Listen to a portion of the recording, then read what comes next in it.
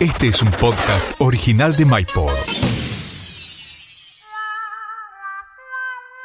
Si te veo, amor, del otro lado no voy a dudar. ¿Qué tal? ¿Cómo les va? Buenos días, buenas tardes, buenas noches. Soy Gonzalo Asís y les doy la bienvenida a un nuevo episodio de Hacer un Puente. Ya lo saben, y si no se los cuento una vez más. La idea de este podcast es romper prejuicios y buscar acuerdos entre personas que a simple vista son totalmente diferentes. Hoy les aseguro que nos vamos a meter más que nunca bien adentro de la grieta política. Hoy vas a escuchar de un lado a un ministro del presidente Alberto Fernández. Me refiero a Daniel Arroyo, que es el ministro de Desarrollo Social de la Nación.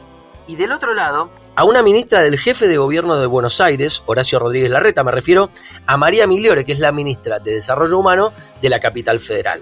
Hacemos este episodio sabiendo que estamos en medio de un clima político muy áspero entre estos dos espacios. Está claro, ¿no? Él es del Frente de Todos y ella es del PRO. Empecemos. Hacer un puente.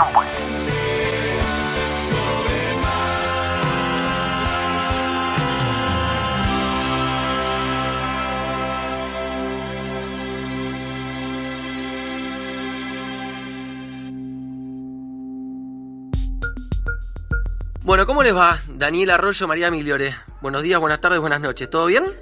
Buenas tardes, Gonza, ¿cómo andás? ¿Todo bien? Dani, ¿vos cómo estás? Muy bien, todo muy bien. Un gusto estar con María y con vos, Gonzalo. Bien. Lo primero que quiero decirte a vos, Dani, y vos después le pasás la pelota a María, es lo siguiente, ¿no? Yo me planteaba esta cuestión, digo, estamos en un contexto muy duro, tenemos a 6 de cada 10 pibes y pibas argentinos y argentinas pobres. Entonces la pregunta es, ¿cuán válidas te parecen, Daniel, las discusiones políticas que están ligadas a los intereses electorales, partidarios? ¿Y cuán válidas te parecen en este contexto tan duro las discusiones personales, ¿no? ¿Qué tenés para decir al respecto de eso? No, respecto a discusiones personales, yo realmente nunca las registro, siquiera no las tomo en consideración. A mí me parece que hay muchos temas que son de debate en el ámbito público. Ahora, lo que nos tocan a nosotros, nuestra tarea es el tema social, es la pobreza, es la que lo pasan mal en nuestro país. Yo trato siempre de concentrarme en que el árbol no me tape el bosque. Estoy absolutamente convencido que la situación es muy crítica, es verdaderamente crítica y muy compleja en la Argentina, y que entonces lo que hay que hacer es encarar políticas públicas. Yo tengo mi cabeza como dividida en términos de tengo que generar condiciones para transformar planes sociales en trabajo, generar trabajo, atender la emergencia, y la emergencia es fuertemente alimentaria hoy, y generar condiciones para la movilidad social, para mejorar los barrios, para lograr reforzar lo que tiene que ver con la cuestión educativa, para lograr que todos chicos vayan al jardín. Esos 3 ejes. Vos, María, ¿qué te pasa cuando escuchás esto, ¿no? En este contexto de tanta pobreza y sobre todo con tantos chicos y chicas pobres, ¿no? Esto habla mucho del futuro. Y de repente estas discusiones personales, partidarias, electorales, digo, me imagino que como persona que estás atendiendo la gravedad extrema, hasta me imagino hasta que te pueda dar un poco de bronca, ¿no? Porque diciendo, en este contexto estar discutiendo esto otro, qué mezquindad, ¿no? ¿Qué opinas de eso? Comparto mucho la mirada que planteaba Daniel. Creo que quienes tenemos lugares de tanta responsabilidad en este momento, tenemos que construir desde la realidad, y nuestro foco tiene que estar puesto en entender la realidad en la que estamos y construir puntos de acuerdo. Creo que muchas veces también las discusiones, las diferencias se vuelven teóricas y alejadas. Creo que si vos vas al menos al campo en el que nos movemos nosotros, hay muchos ejemplos concretos de que se puede trabajar en conjunto. La ley del RENAVAP, del Registro Nacional de los Barrios Populares, es un ejemplo de eso. La ley de economía popular que se sancionó en la ciudad el año pasado. Cómo se transitó la pandemia, donde se puso primero los acuerdos y la tarea por sobre las diferencias. Entonces creo que también hay que hacer un cambio de cómo miramos, cómo percibimos, porque me parece que hay muchas más experiencias concretas de transformación en conjunto de las que a veces en el ámbito de discusión pública se habla. Dani, ahora, la pregunta claramente va a ser un poco picante, te lo adelanto, pero me parece que también es bueno hacer un ejercicio de sinceridad que colabore con que las cosas, digamos, se serenen un poquito. Si tuvieses que elegir una actitud del Frente de Todos, que es el partido del cual vos sos parte, que crees que quizás estuvo o está de más en este contexto, digamos, de tanta gravedad, de tanta pobreza, de tanta cosa tan dura y fea que nos está pasando, ¿tendrías alguna autocrítica de decir, che, esto la verdad que no me copó tanto que hablen de este tema en este momento donde la verdad que estamos peleando contra una pandemia y contra mucha pobreza?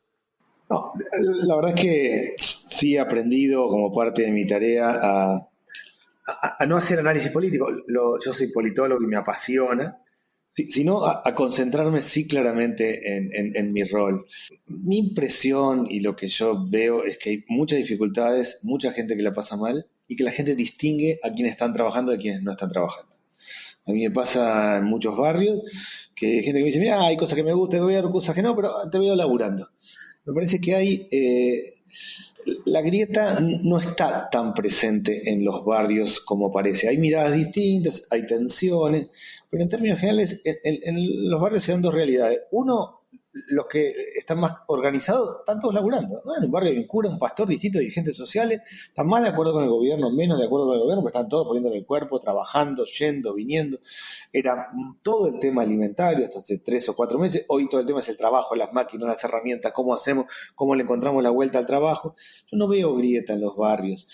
Mary, ¿vos tenés una mirada sobre eso, digamos, puertas adentro del PRO o de Juntos por el Cambio, con decir, che, uy, Dios, a ver, tengo unos bolonqui tremendo, con mucha gente sufriendo y esto se ponen a discutir este tema?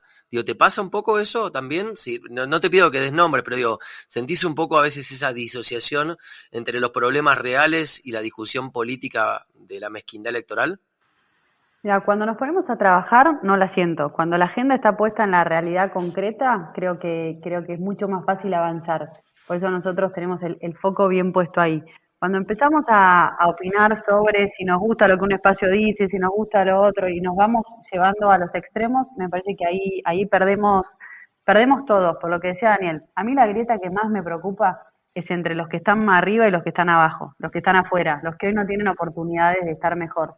Entonces, a mí lo que me gustaría es seguir profundizando esta mirada de consenso, de ir para adelante, de buscar los puntos de encuentro. Estamos muy acostumbrados a preguntarnos en torno a qué es lo que nos gusta, qué es lo que nos diferencia. A mí me parece que hay una oportunidad por ir cambiando el tono de la conversación, hablar cada vez más de qué es lo que nos encuentra, entendiendo que hay distintas propuestas, distintas alternativas, pero que en los momentos de crisis como el que estamos atravesando, tiene que primar el encuentro en pos de la transformación. Bueno, felizmente podemos decir que en esta primera temática, donde yo les planteaba un poco la cuestión de los intereses políticos, electorales de la diaria, digamos, creo que están los dos de acuerdo y felizmente de acuerdo porque están trabajando con un problema muy grave que es la pobreza. Ahora quiero tocar 2 temas muy cortitos, pero que me parece que también son eje central en la manera de abordar una política de desarrollo social, ¿no? A ver, Daniel, si yo te pregunto qué tipo de Estado a vos te gusta, ¿no? Y de un lado tenés el Estado llamado Estado interventor y del otro lado tenés un Estado más que la mira de afuera, más árbitro, por decirlo de algún modo. ¿Cuál es tu respuesta? ¿Qué te gusta? ¿Qué crees que la Argentina necesita? A mí me parece que el Estado árbitro funciona en las sociedades equilibradas. El Estado que la mira desde afuera solamente funciona en lugares donde los niveles de pobreza son de menos del 5%, donde la actividad económica está muy claro, el modelo productivo está muy claro. En los países donde no, y en toda América Latina es no, y en la Argentina no, el Estado tiene un rol importante. Un rol que no es absoluto, pero sí importante. A mi modo de ver, en 3 cuestiones. Uno es en definir modelos productivos. Para mí, por ejemplo, el eje central del modelo de desarrollo en Argentina en los próximos años tiene que contemplar lo que llega hasta la punta, es decir, qué sectores productivos, además de ser muy modernos y muy competitivos, llegan hasta la punta. La construcción genera actividad económica y arranca un pibe como peón de albañil, o la producción de alimentos, o la actividad textil, o el cuidado de personas, o el reciclado. Primero, para mí, ese es un rol importante del Estado. Segundo, sí, el Estado tiene que acompañar en el traspaso de planes sociales a trabajo, en el proceso de vínculo. Tiene que garantizar que todo termine en la escuela secundaria. Ese es un desafío muy grande. Que todos los chicos vayan al jardín. Eso claramente lo tiene que garantizar el Estado. No es posible solo que quede orientado al mercado. Y lo otro que a mí me parece que es como muy determinante en términos del Estado es la posibilidad de generar mecanismos de ingreso de base, ¿sí? Establecer criterios. La institución del salario mínimo, por ejemplo, en la Argentina, que tiene dificultades, que debería actualizarse más, es también un esquema. Sí, lo que creo es que es un Estado que tiene que acompañar y tiene un objetivo central, que es generar condiciones para que el que estudie y trabaja le vaya bien. Eso es lo que tiene que generar como camino el Estado. María, ¿qué tipo de Estado te gusta? Y te lo pregunto porque vos sabés bien que hay un prejuicio social y político como que dice como que si vos sos del PRO, de Juntos por el Cambio, tenés que ser una persona pro mercado. Y me atrevo a preguntarte porque me parece, por cómo te escucho, que vos tenés otra mirada. ¿Qué pensás sobre el papel que tiene que ocupar el Estado? Yo creo en un Estado que está presente. Digo, para mí el Estado es un agente de desarrollo, con lo cual tiene que tener una presencia eficaz, sobre todo en los sectores populares. Creo que el Estado tiene un rol de presencia, de crear reglas de juego y marcos normativos que permitan que realmente todos tengan una oportunidad. Creo en un Estado que tiende puentes y que sienta a todos a la mesa. Así como creo en la presencia del Estado, creo que también el sector privado es central a la hora de poder pensar una política de desarrollo. Y en términos sociales creo que hay dos lineamientos bien fuertes para trabajar. Uno tiene que ver con la integración y con poder dar pisos mínimos de infraestructura que den oportunidades, y con una mirada de desarrollo, donde realmente haya oportunidades productivas para que el esfuerzo que hace tanta gente todos los días se traduzca en poder estar mejor. Entiendo entonces que también están de acuerdo sobre cuál tiene que ser el papel del Estado en el ámbito básicamente digamos, del cual estamos hablando, ¿no? Que es la República Argentina, con lo cual también festejo, insisto con esto, son dos ministros de dos espacios políticos distintos, que ya tenemos en varios puntos de la política puntos de coincidencia muy importantes. Ingresa en www.mypod.fm y conoce todos nuestros podcasts, información y entretenimiento. MyPod. Somos podcast. Bueno, esta segunda parte del podcast es una especie de puntos de encuentro sobre cuestiones más personales, ¿no? Porque la intención que tenemos básicamente es demostrar que ustedes pueden formar parte de espacios políticos muy distintos, tener ideas muy distintas o no, pero en definitiva somos todos seres humanos y nos pasan exactamente las mismas cosas. Así que voy a empezar a preguntarles un poquito algunos temas personales, a ver si les pasaron a los dos. Daniel, ¿has perdido algún ser querido de manera imprevista? Digamos, viste que hay muertes de esas que llegan en la vida que no tienen que ver con la cuestión biológica, con el devenir tradicional de la vida y que te sorprenden y que te lastiman mucho. ¿Pasaste por algún dolor desde esa óptica? Un amigo mío falleció en un robo, iba manejando una moto, lo pararon para asaltarlo y le pegaron un tiro y murió, y eso me impactó el día que cumplía 40 años justo, y Una locura. eso me impactó, era muy, muy amigo mío. Mary, ¿te pasó a vos de perder algún ser querido de manera imprevista? Digo, ¿pasaste por un dolor fuerte como ese? Sí, yo la verdad que sí. A mí me tocó perder a un hermano mío más chico cuando él tenía 19 años en un accidente así imprevisto, con lo cual, nada, sí, duele mucho. Ya pasó tiempo, es algo que a mí me define y es parte de mi vida, pero sí, fue un hecho que cambió toda mi vida, mi manera de mirar, de sentir, de entender la vida entera. Claro. Bueno, más allá de que son temas que duelen, la intención, insisto, es tratar de que los que están escuchando sepan que ustedes son personas como ellos, ¿no? En definitiva, no son, digamos, marcianos que vienen de otro planeta a hacer política, a ser ministros. Seguramente muchas de las personas que están escuchando han pasado por situaciones como esta. Bueno, arrancamos siempre con un tema que duele o que es duro porque en definitiva nos marca mucho, ¿no? Pero también nos marca mucho, y que es muy interesante, el tema de las cosas que nos dan un poco de gracia y a veces nos dan un poco de vergüenza de nosotros mismos, de manera divertida. Dani, ¿hiciste algún tremendo papelón en tu vida? De eso que decís, ¡ay, Dios!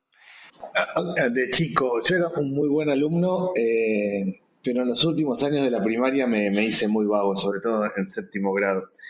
Y tenía que entregar una carpeta con varios dibujos que eran de todo el año y yo no había hecho casi nada, y los hice en una noche, hice cualquier desastre. Uno era muy elemental, y al día siguiente los entregué, y al día siguiente, cuando estamos todos formados y la directora da la bienvenida, todo, dice, puse en exhibición un dibujo que es una vergüenza, dijo, que para que vean que acá hay que esforzarse, que no se puede hacer cualquier cosa, todo, para que vean todo. Y yo fui y vi que era mi dibujo y ahí me di cuenta que tenía que ponerme las pilas. Había sido muy buen alumno hasta ese momento, después me puse la